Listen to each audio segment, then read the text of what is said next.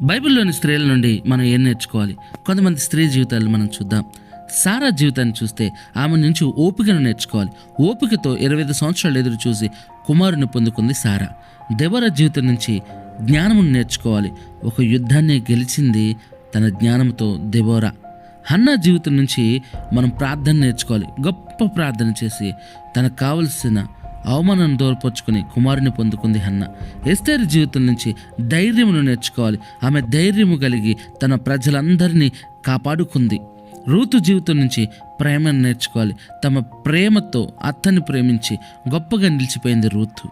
మరియ జీవితం నుంచి ఆమె భక్తి జీవితాన్ని నేర్చుకోవాలి. ఎంత భక్తి అంటే తాను సమస్తము దేవునికి సమర్పించుకున్నది మరియ. మరి నువ్వు ఏం నేర్చుకోవాలంటే అనేకులకు మాదిరిగా ఉండడం నేర్చుకోవాలి. క్రీస్తును వెంబడించాలి. అనేక మంది బైబిల్ స్త్రీలను వెంబడించాలి. అప్పుడు మన జీవితాలు బాగుపడతాయి.